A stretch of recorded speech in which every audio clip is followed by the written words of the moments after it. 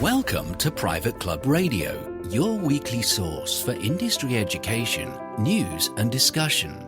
Broadcasting from Tampa, Florida, ladies and gentlemen, here is your host, Gabriel Aloisi. Hey, great to be with you here on Private Club Radio on another Monday morning. I'm pumped for today's guest. We will be chatting with Ryan Doerr of Strategic Club Solutions. I've seen some of his information all over LinkedIn recently and reached out to him, and Ryan agreed to come on the show. We're going to be talking about Strategic Planning 2.0. What does that mean? What does that entail? What do you need to know? You're going to find out very shortly from Ryan. Well, Norm Spitzig and I had a wonderful time up in New Jersey at Morris County Golf Club, speaking to the Club Managers Association of New Jersey. Had a really good time with those folks. What a great group. We had about 40 people out there to talk about marketing to all generations. So if you were there, thank you. It was great to see you, and I saw a lot of listeners of Private Club Radio there. It was great to shake some hands and meet some new folks. Next stop on the journey for me, I'm heading to Cleveland, to the Cleveland chapter of the CMAA.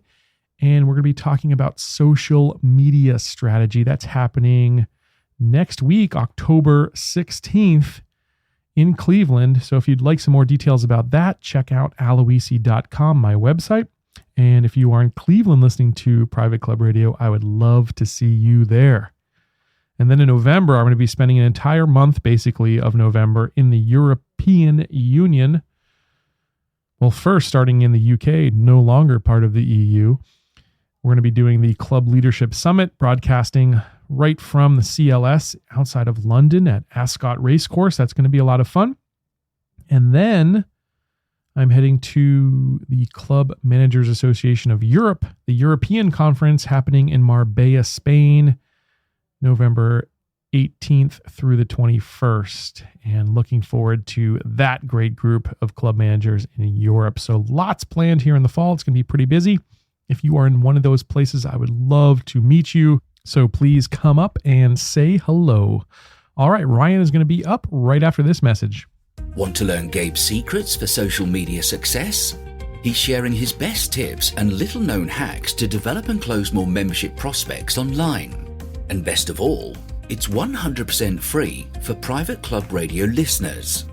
To join him on the next social media masterclass, sign up at privateclubradio.com/social. My next guest is Ryan Doerr. He's the president and CEO of Strategic Club Solutions.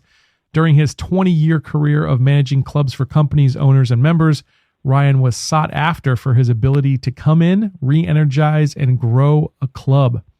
As demand for his expertise grew beyond what he could handle as a manager, Ryan began consulting for multiple clubs.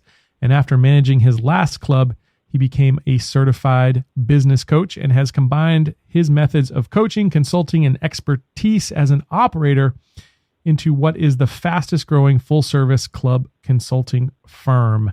Ryan, welcome to Private Club Radio. Thanks, Gabe. Yeah, first question for you. I know you've gotten some pretty fantastic results for your clients, so I'd love for you to highlight a few.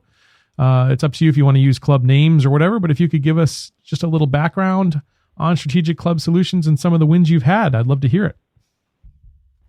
Yeah, so one of our, we kind of have three signature products that and offerings that we have. One of them being our executive search process. Really takes a true fit approach that we use that has had a 99.2 success rate.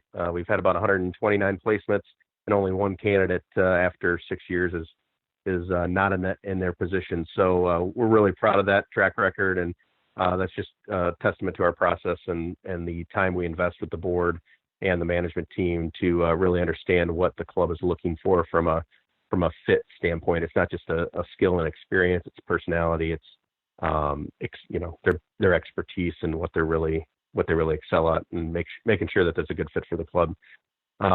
We've got one club in particular, which was actually one of our first placements, Bishop's Bay Country Club out in Madison, Wisconsin. They hired a manager, and the club had kind of been comfortable for a while. And I just talked to the board president a couple weeks ago, And the manager that they've had there he said, we had no idea what we were missing.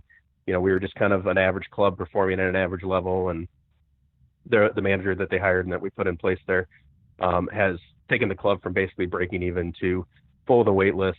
They've undergone several capital projects.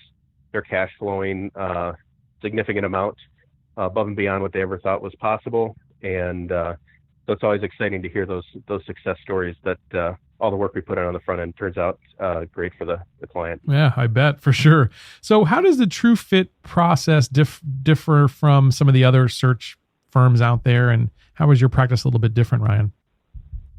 Well, we really sit down and invest a lot of time on the front end from with the board and the management team, understanding where the club is at, what their 3 to 5 year plan is, what some of the challenges have been. Typically, there's a manager that either just left and moved on to a new opportunity or just parted ways with the club because it wasn't working out. And so we really try to take advantage of, what were the things that were working and what are the things that weren't working with that individual, and really trying to understand the specific culture fit, the skill fit, the experience fit. Are they looking for a mayor of the dining room? Are they looking for someone with a really strong business acumen to drive the business? What are the specific traits that are key? I don't know, a lot of the other search firms, spend some time along that as well. But we take all those kind of avatar definitions for an ideal general manager, and we reach out into the market and seek a candidate. We'll develop a position marketing document, a little different than a job description or just a job posting, but really a marketing document to help sell the club and the opportunity. We reach out to managers. We have managers that apply through either through our website or through we use a lot of the club manager chapters throughout the country. And we develop a good talent pool. We have a qualification matrix that we run everybody through that is specifically designed for the club and the fit they're looking for in their manager. Then once we get that narrowed down into a small pool of candidates, maybe top 5 or 7, and then we basically take those candidates through a series of interviews with the board, typically via phone, and then narrowing that down to top 3 to 5, where we're doing pre-hire assessment tools. We have some tools that we like to use that measure critical thinking, personality, a variety of metrics. And then we're presenting those top 3 to 5, assuming that all those pre-hires went well, in front of the board for live interviews. And I like to set them up all on the same day. That way, everybody's in the same mindset. A lot of times in the past when we had started, we would do 1 interview on Monday, 2 interviews on Wednesday, 3 interviews on Friday. And sometimes we had different people in the room. Sometimes people were having a good day or a bad day. And so to control the consistency in the environment of the process, we like to try to schedule a single interview day that we get all or most of the board or the committee in place to go through and interact with the manager, the candidates, and then any follow-ups that are necessary we do for before final offers are made. But that's been our process, and it's worked really well. I like that process just in hiring in general. Even if you're already a general manager, you're looking to hire maybe a F&B director or anybody on your staff, and to do it all in one day, I think is a great tip. I know I just went through a hiring process here at my company, and I did not take that advice, and I did it over different days. And you're right, depending on the mood I was in, and maybe not everybody got the same experience. Other distractions. Yeah, right? Yeah. I like that a lot. So you guys have a methodology that you call Strategic Planning 2.0, and I would love for you to share what that's all about with our listeners. Sure. Well, a lot of strategic planning is kind of a little bit of an overused buzzword, and it's always fascinating to me when we meet with clubs of, do you have a strategic plan? And they all look completely different. Some of it is, the manager sat down and wrote it himself.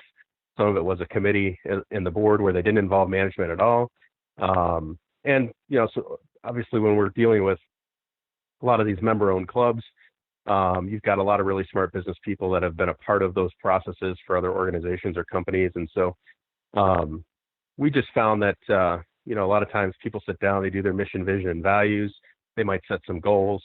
But really 90% of the time it sits on the shelf and it's just not being implemented or executed. So our strategic planning 2.0 really takes some fundamentals from, there's a book called Traction by Gino Wickman.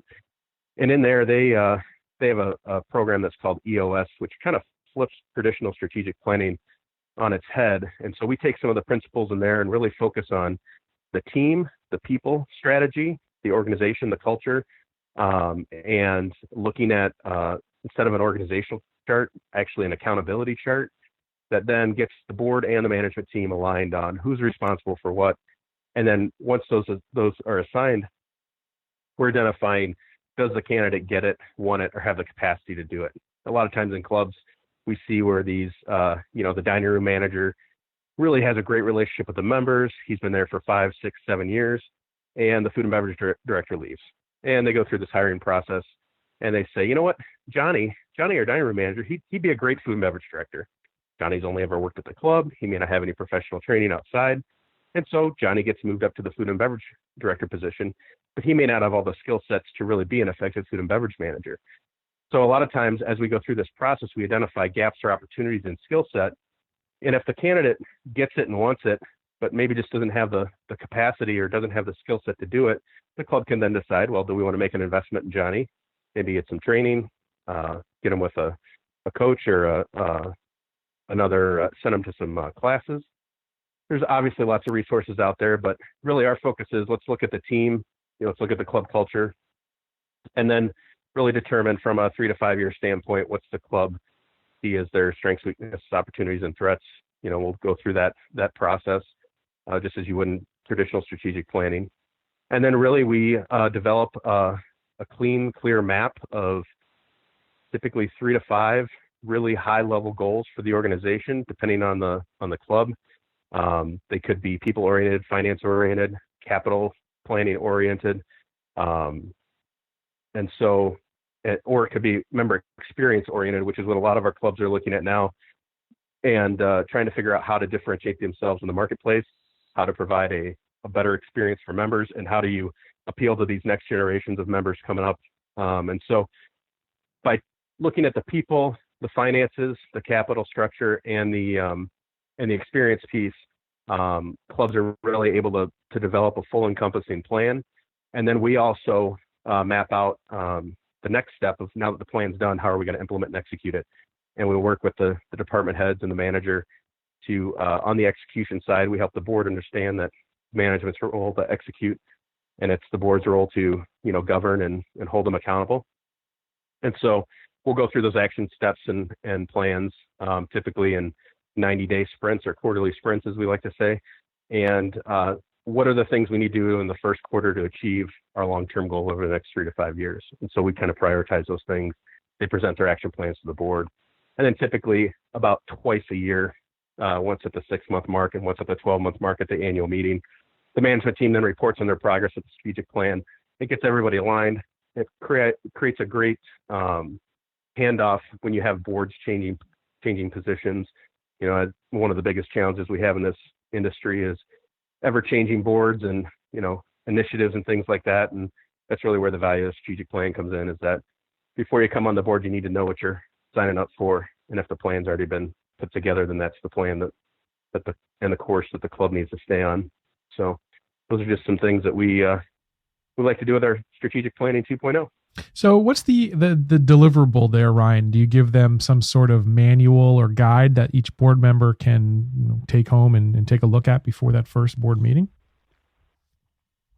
Yeah, well, we and it's not necessarily just what we think. It's we customize it for each club. So typically we're relying on a lot of member survey data early on, as well as, and then integrating that into the plan. And then the plan really is the deliverable that we give them, and then we actually meet still with the managers on a quarterly basis, as long as the club wants us to continue helping keep them on track. Some clubs openly acknowledge that accountability is an issue for us, and we'd like you to come in on a regular basis and keep us on track. And other clubs are, hey, now that we've got a plan, and we've got a competent manager that can really lead the charge and follow the plan, then they kind of take the bull by the horns and lead it from the manager's perspective. Right. So it just depends on where the club's culture is around board governance and management.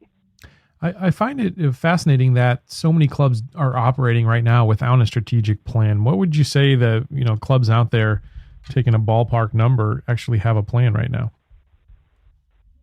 I would say it's probably less than 20%. Yeah, it's scary. And it is really scary. But I think the challenge is a lot of clubs view it as an expense, or they try to self-implement. And when a board or a manager is self-implementing, they're not really truly able to fully participate in the process, right? Or they have a lens that's somewhat skewed. Whereas whether you bring in, us or another consulting group to facilitate your strategic plan, it's really important to have that third party that's unbiased, that has other perspectives outside of the lens of the club, and doesn't have any limiting beliefs or limiting realities on what's possible. And so I think that's really an important piece. And then everybody gets to participate at the same level. There's not a facilitator that has an agenda to pursue or a position to protect. There's going to be differences through the process, and there's healthy debate, and that's really important to have happen with an independent facilitator versus, a manager or board member that's trying to facilitate that. What would you say to clubs out there who basically complain that there's maybe not enough time to put one of these plans in place, or to go through the due diligence and the research that it takes? What would be your answer to that? Well, I think it's kind of like the old adage that you've heard. Clubs are like, why would we invest in training all of our staff if they leave? If they're just going to leave. Right. Well, what happens if you don't? Mm-hmm. You're just going to keep living in your organized chaos, for lack of a better term, and which is inefficient and expensive. It's just hard for people to wrap their head around. It's important to take a day or 2 days, once a year to really revisit the strategic plan, take a look at it, make sure we're on course, make any adjustments for outside factors maybe you didn't foresee, whether it's change in management or change in economy, change in your particular market. But it's really important to have a plan, because then everybody's on the same page. And oftentimes we see, the cost of not having a plan is really significantly more than the cost of investing in a plan, both in time and money. Right. Yeah, I 100% agree with that. Now, there's something else that you guys do that I think is pretty cool. You have club masterminds. So I'd love for you to tell us a little bit about the club masterminds, how the process works, and how people can get involved in that. Yeah, so this was kind of born out of, we were facilitating some roundtable discussions for one of the chapters here in the Midwest, and always got great feedback from the sessions. Roundtables are an effective tool, but on the feedback forums, one of the things that we found out is people didn't feel like they could really put all their issues out there on the table, because it's a small industry, and it's, even though everybody has their own value prop to the market, people don't always want to show all their cards or become vulnerable in front of their peers. And we created this Club Masterminds concept where once a month, via video conference, managers from across the country, typically in groups of 10 to 15 people, of similar type clubs, either similar in size or offering, be it city clubs, country clubs, get on a call once a month for an hour. We have it scheduled, like if it's the second Tuesday of the month or the fourth Friday, we have it scheduled same time for each group. And it's a facilitated conversation where either myself or one of our other consultants on the team sits down, and prior to the meeting, managers can submit their issues, concerns, ideas, or things that they want feedback from the group on. That's distributed before the call. And then we get everybody on the call, and the person with the issue, idea, or concern gets to sit in the hot seat. That's what we call it. But basically, the group gets to ask clarifying questions of the person in the hot seat to make sure that everybody understands what they're trying to accomplish. And then the group provides advice, ideas, maybe similar situations that they've navigated through themselves. And then the person in the hot seat decides, okay, well, based on the feedback, here's what I'm going to do. And then the group holds that person accountable to following through on that. And then at the beginning of the next call, that person will provide an update on their progress with what they did and what the outcome was and that sort of thing. And it's pretty cool to see, we've got a lot of really talented managers in our industry, and not everybody's fortunate enough to have had a great mentor. And so this is a great way for really industry experts across the country. We don't put anybody from the same market in the same group. That way people can feel that they can put all their issues out on the table and speak open and honestly. There's confidentiality agreements that everybody signs when they are onboarded. And then they also have the opportunity to email members of the group in between sessions if there's a question or a concern. But it's really a trusted group of advisors, almost like a personal board that that managers can go to get feedback and ideas and all that. So it's been a great program. We've had a lot of feedback from it since we started it 3.5 years ago. We actually haven't had a single person leave. So it's been a really valuable tool that the guys and gals that serve our members in the industry really enjoy. I've participated in mastermind groups, different ones from yours, but that is always really the most valuable time that I have every month was when I was in those groups, because you mentioned it, accountability is so important in a mastermind group, and the other folks in the group expect you to do what you're going to say. And so to have those people who are waiting for the answer next month to make sure you actually did what you said is really valuable to me. Plus just the brainstorming and the ideation that happens in those groups is really something you can't get anywhere else. So how do folks, if they're interested in maybe learning more about your mastermind groups, how do they do that, Ryan? They can just go onto our website and fill out the request more information form and let us know. And then typically what we'll do is schedule a call with them, try to understand, where they're at in their career, what they're hoping to accomplish, learn a little bit more about their club. And then we'll take them out to either one of our existing groups or sometimes even start them in a new group with other managers of similar interests and clubs. So, but we just want to make sure that obviously the folks that are coming into the program are on board with all the expectations. We want to keep the integrity of the program in place where people can speak openly and honestly, and that people are going to contribute and help other managers navigate through their challenges, just like the other managers are going to help them. Right. So there's other couple tools that you guys provide out there. You have a marketing and branding assessment tool. You also have a F&B self-audit tool.